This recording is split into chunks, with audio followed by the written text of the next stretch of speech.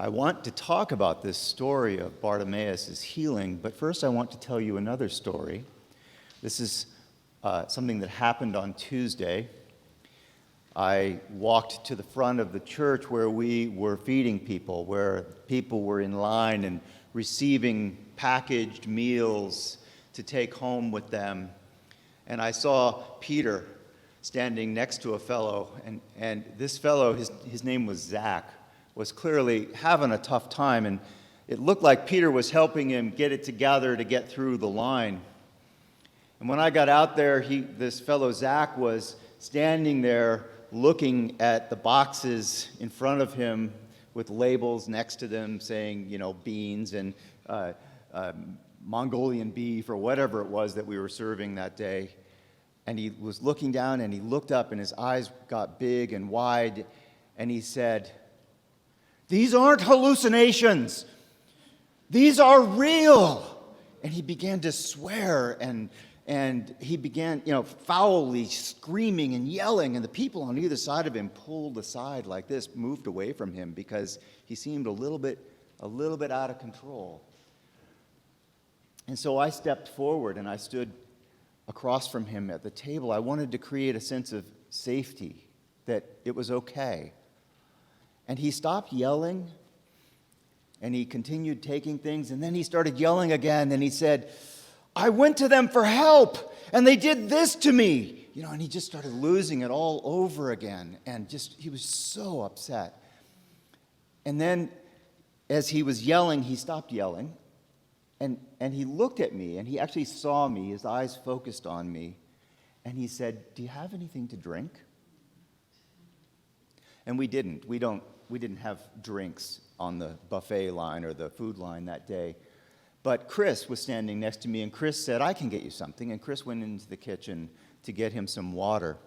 And Chris was gone for maybe 20 or 25 seconds when he started yelling and screaming again, and he started walking away. And he got about halfway up the ramp at the front here, and I said, "Zach, wait! Don't you want some water?" And he stopped yelling, and he turned back, and he was calm again. And he was calm long enough for Chris to come and give him some water. And as he drank the first sips of water, he turned and he said, "I'm sorry."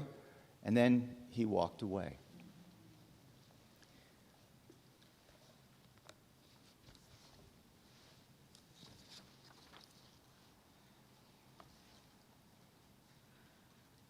The healing of blind Bartimaeus is one of the framing stories in Mark's gospel. In the 8th chapter, beginning in the 22nd verse, there's another healing of a blind man. And this is the one where Jesus takes and spits in the dirt and makes mud and puts it on his eyes and wipes it away and asks, how do things look to you? And he says, people appear as trees walking, right? So in between these two healings, the one in the 8th chapter and this one at the end of the 10th chapter, there are a series of events in which the disciples demonstrate their failure to understand or their failure to see or their failure to see what is really going on in Christ and in the world around them. And it's clear that what Mark has done is he has used these healing stories to focus our attention on a particular aspect of the story. How can we see what God is really doing here? How can we understand what is truly sacred? How can we see what is sacred in the people around us? So we're using stories this season. We're using stories to talk about our relationship with God and to talk about our experience of God and our experience of life. And I want to share with you another story, a different kind of a story. I've invited Sarah Roskam to share one of her midrash stories. Now, midrash is an ancient Hebrew tradition of taking something out of Scripture and elaborating upon it, telling a story about it, interpreting it creatively, right? And so she's written a midrash for us about Bartimaeus.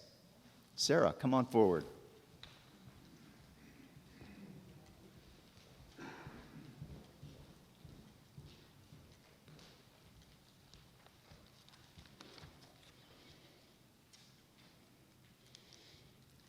I am called blind Bartimaeus. I'm from Jericho. Nothing happens here except we have travelers on the way to Jerusalem. They make their way and they come through Jericho. Well, we do have this notorious tax collector here, the Romans' paid lackey.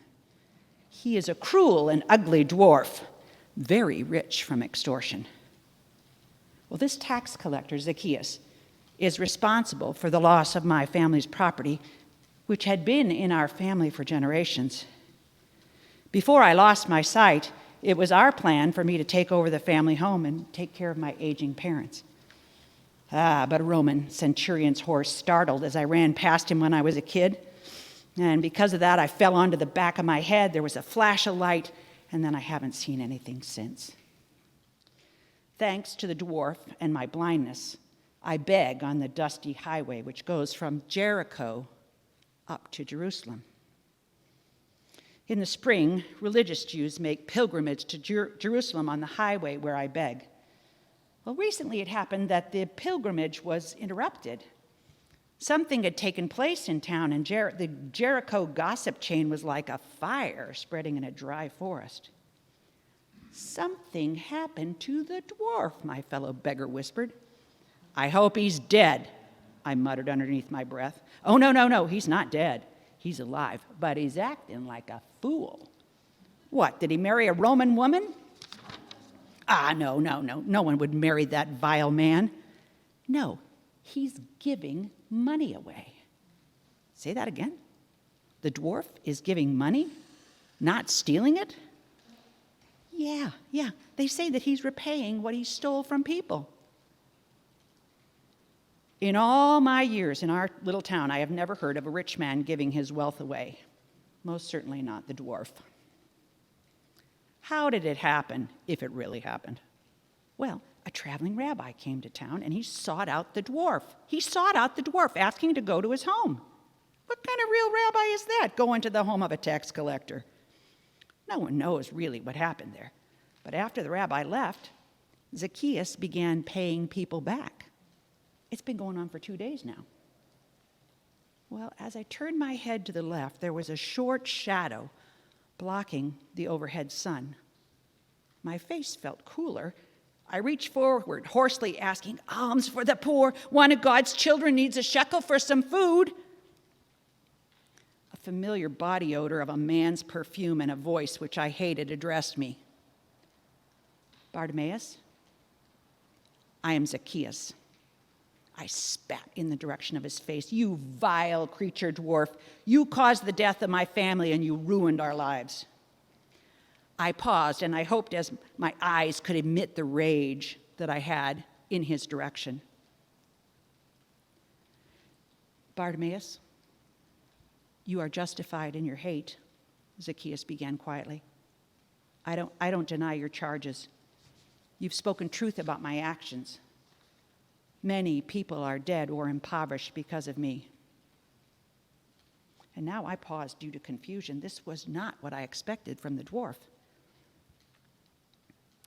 Bartimaeus, I cannot bring your father or mother back, rest their souls.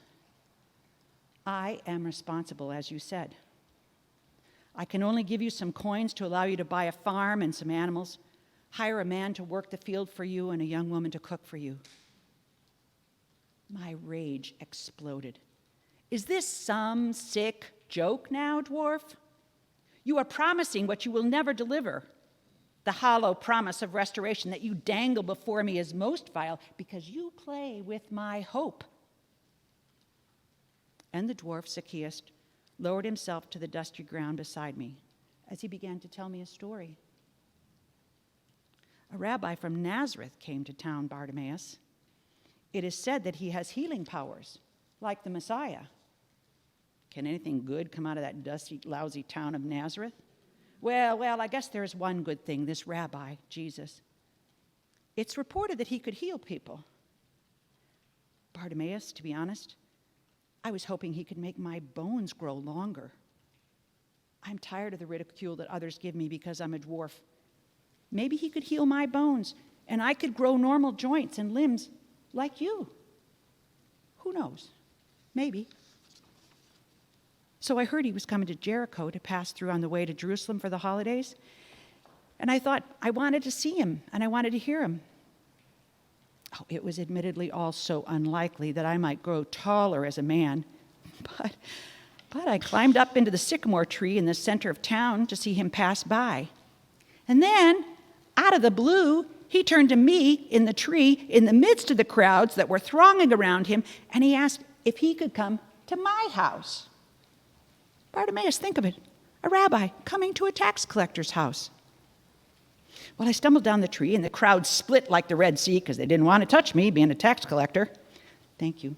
I looked at his eyes, and it was like the wisdom and love of the ages were inside of him. I can't fully detail our conversation, but I will say that as I looked around my house in his presence, I felt great shame. This was all stolen wealth. Here was a man who knew all about me, even though I hadn't said much about my wealth. He simply knew. And he saw that all the things I had accumulated were like heavy weights holding me down. Mind you, this was all an unspoken conversation, and it came to me to make restitution, to make amends.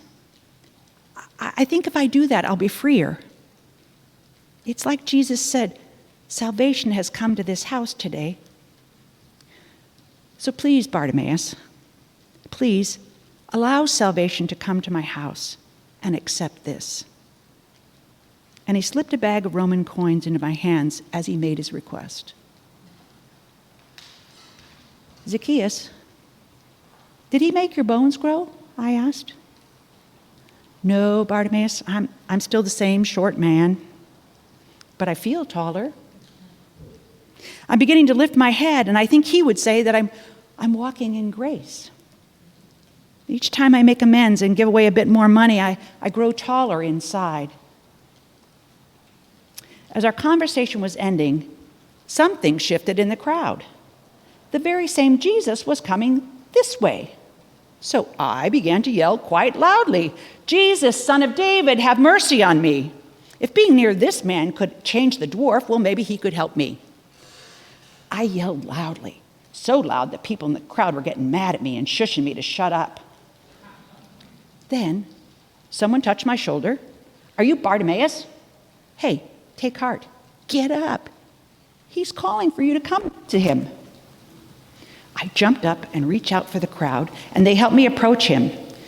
And while I couldn't see anything, I felt his warmth, his kindness, his humor, and his interest in me. It was like being in on a joke before it's even uttered. He smilingly asked me, "What do you want me to do for you?" "Rabbi, let me see again." "Go. Your faith has made you well." And the sun was bright.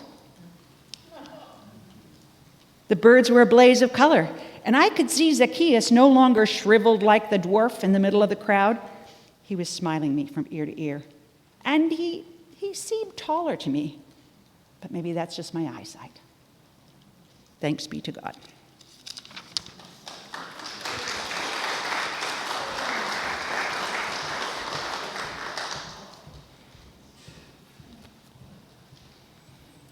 How do we see the sacred, the divine, the presence of God?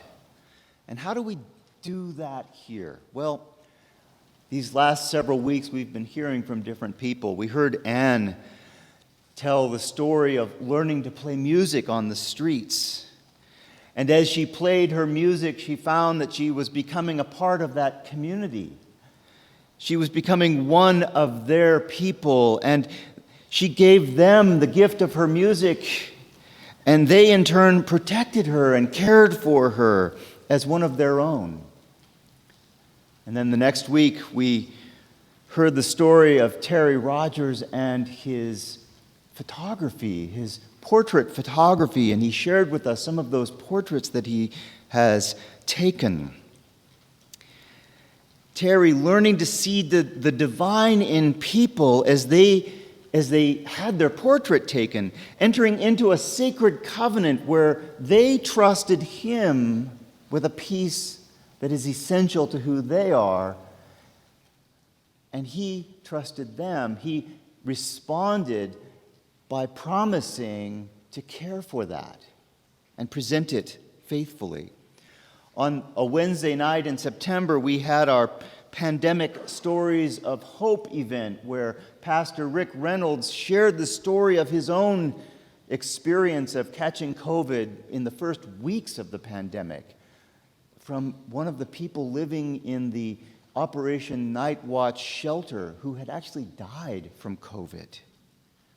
And in these stories of struggle, we learned that there was hope and a new awareness, new seeing of Christ in others, seeing of Christ in the least likely of places. And now Sarah has shared with us her story, bringing Zacchaeus and Bartimaeus to life for us in this imaginative way that brings texture and depth to that beautiful story. So I want to ask you now, when have you felt God really alive? When have you felt the presence of God in your life or here in this church? And I want to give you a moment. We're going to do the sharing for 2 minutes thing we've been doing. So I invite you to find someone sitting near you and take just a moment. We're going to take 2 minutes each to share with one another on this question: when have you felt God really alive or present in your life? So go ahead and find someone to share with, please. Underneath your clock.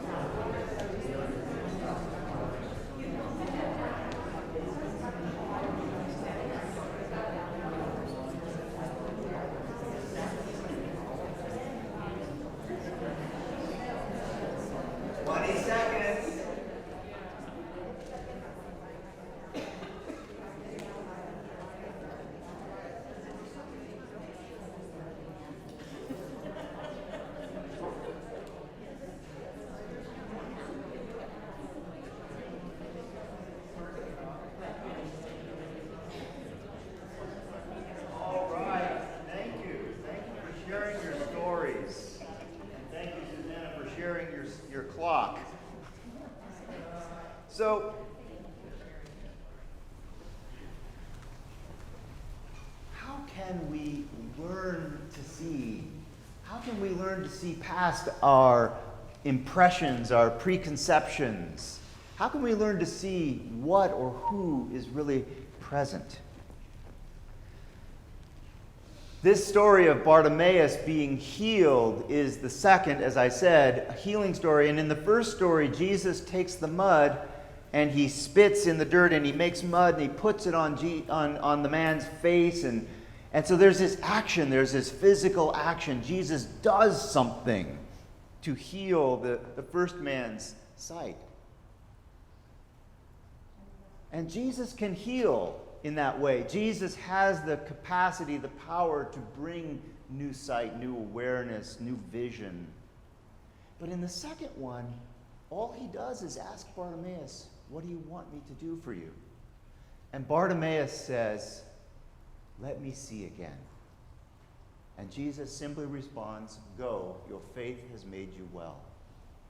And so somehow our faith, our trust that there will be a Christ or the presence of Christ in that person across from us, our trust that God is present in the beauty of nature, our faith that there is a sacredness to relationship and connection.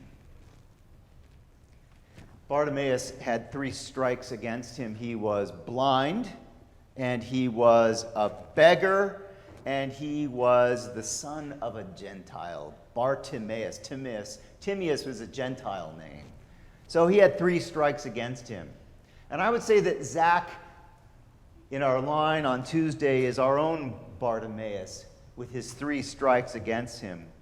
He's probably schizophrenic. That's probably what was going on there with all those paranoid fears. Certainly homeless. And off of his meds and ranting out of control. But with the eyes of faith, we can see Zach. We can actually see the person. We can see someone who is hungry. We can see someone who is thirsty. When he asked, "Do you have anything to drink?" there was a clarity. We could see Zach. We could see someone in whom there is the divine, in whom there is the presence of Christ, even this most unlikely of characters.